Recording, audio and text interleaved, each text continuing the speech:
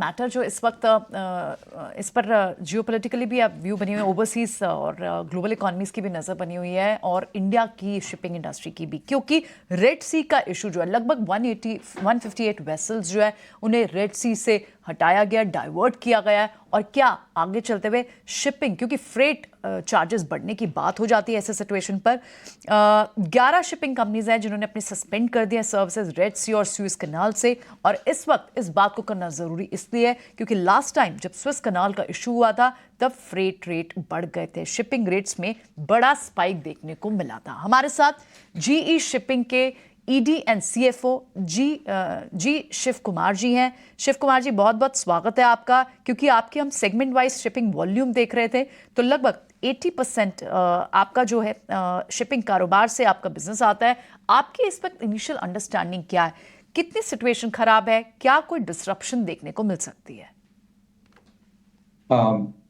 Good morning. ये जो situation है अभी तक तो डेवलपिंग सिचुएशन है जो काफी इवॉल्व हो रही है और डिस्कशंस चल रहे हैं कि ये इंसिडेंट्स तो हो गए हैं in the last 2 weeks that some ships have been attacked और डिस्कशंस चल रही है नेवीज, वेस्टर्न नेवीज के कि एस्कॉर्ट करना चाहिए कि दूसरा क्या करें। वो कैसे इवॉल्व होगा पता नहीं है। In the meantime, आपने जो बताया कि some shipping companies have said that they will be avoiding the Red Sea. Mainly ये कंटेनर कंपनीज हैं जो हमारी बिजनेस नहीं है। हमारी बिजनेस तो टैंकर्स और बल्क कैरियर्स की है। इसमें भी लेकिन अराउंड 10% टैंकर ट्रेड तो सुएज कैनाल से जाती है, रेड सी सुएज कैनाल से। तो अगर वो सब शिप डाइवर्ट करेंगे टू गो अराउंड अफ्रीका तो उसमें काफी वो शिप्स और चाहिए होंगे, तो मार्केट टाइट बन जाएगी और भी टाइट बनेगी। ऑलरेडी तो टैंकर मार्केट टाइट है and rates are very strong. तो mainly this disruption can cause the market to become more tight, but we don't know ये how this situation can develop over a period of time. अगर ये रहा 2-3 महीने तक तो market तो काफी और भी टाइट होगी एंड देन उसके बाद रेट्स का क्या होगा वो पता नहीं चलेगा।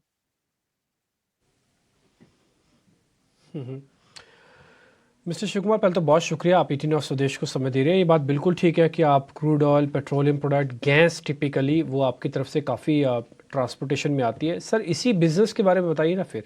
चलिए ठीक है, ये इशू तो है ही है, वो आप बता रहे हैं सिर्फ 10% है आपके टोटल पोर्टफोलियो का हिस्सा भी, तो लेकिन ओवरऑल बिजनेस कैसा चल रहा है इस समय? या हमारी फ्लीट तो मेनली टैंकर्स की है। 2/3 of our fleet is tankers, of the shipping fleet is tankers. वो मार्केट तो काफी अच्छी चल रही है, एटलीस्ट फॉर 18 to 20 months, और वो कंटिन्यू हो रहा है and very profitable. The business has been very profitable, the tanker business has been very profitable for almost 1.5 to 2 years now. तो अभी तो लग रहा है कि ऐसे ही चलेगा, क्योंकि वो ऑर्डर बुक जो है, that is new supply of ships, वो काफी कम है। तो ऐसे चलना चाहिए so long as the world economy continues. उसमें कोई रिसेशन आ जाए या कमोडिटीज डिमांड में वो कोई प्रॉब्लम आ जाए तो वो प्रॉब्लम हो सकती है मार्केट्स में।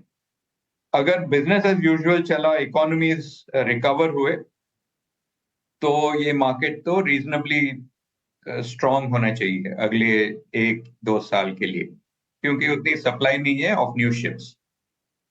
ओके, मिस्टर शिव कुमार जी, जैसे आपने बताया ये कि मेजरली जी शिपिंग के लिए बड़ा बेनिफिट तब होगा जब क्रूड टैंकर रेट्स या फिर ड्राई बल्क कैरियर्स के रेट इंक्रीज होते हैं, और वो अनलाइकली है मूव हायर होना, क्योंकि इन एरियाज में lower amount of trade flow होता है इस रीजन में। क्या ये अंडरस्टैंडिंग ठीक है? एक्चुअली नो, ये बल्क एरियाज की जो ट्रेड फ्लो है through the Red Sea region वो सिर्फ 4 to 5% है, लेकिन टैंकर्स की जो ट्रेड फ्लो है थ्रू रेड सी सुएज कैनाल वो अप्रोक्सीमेटली 10% है, 8 to 12% कह सकते हैं। तो उसको अगर आप डाइवर्ट करेंगे around this is normally east to west trade going from Asia towards Europe. उसको अगर हमें डाइवर्ट करना पड़ा, दैट इज अराउंड अफ्रीका, तो उसका वॉयज तो ऑटोमेटिकली 40 to 50% हायर टाइम लेगा. तो अगर वो ऐसा हुआ तो immediately market will become tighter because you need, if you take 40% of 10%, 4% additional requirement of ships. तो immediately market और टाइट हो जाएगी अगर वो करना पड़ा, और अगर तब जहाज रीरूट करने लगे तो वो इम्पैक्ट हो सकती है. लेकिन as I said, it's very early to tell, क्योंकि ये तो पूरा डेवलपिंग सिचुएशन है और हमें पता नहीं ये कैसा, क्या डेवलपमेंट होंगे. ये सारे सारे बड़े बड़े कंट्री के डिस्कशंस चल रहे हैं और नेवीज के डिस्कशन चल रहे हैं कि ये प्रॉब्लम को कैसे डील किया जाए, और ये जियोपॉलिटिक्स का मैटर है. नहीं, वो बात ठीक है मिस्टर शिव कुमार, लेकिन just reading between what you said, आपने बार बार कहा कि टाइट हो जाएगी सिचुएशन. तो इन दैट केस अगर ये रेट्स इंक्रीज होते हैं तो क्या ये इंटायर अमाउंट होगा, फ्लो थ्रू होगा आपके बॉटम लाइन से? एब्सोल्युटली, क्योंकि कॉस्ट तो फिक्स्ड है और हमारी जो भी हमारी कॉस्ट बेस मोर और लेस फिक्स्ड है with very marginal variations. Whether the ship, वो अगर शिप $15,000 पर डे का अर्निंग है या $50,000 पर डे का अर्निंग है, द इंक्रीमेंटल अर्निंग पूरा बॉटम लाइन में जाता है. तो $35,000 per day in that example which I give, वो तो पूरा बॉटम लाइन इम्पैक्ट ही है, क्योंकि कॉस्ट बेस तो सेम ही है.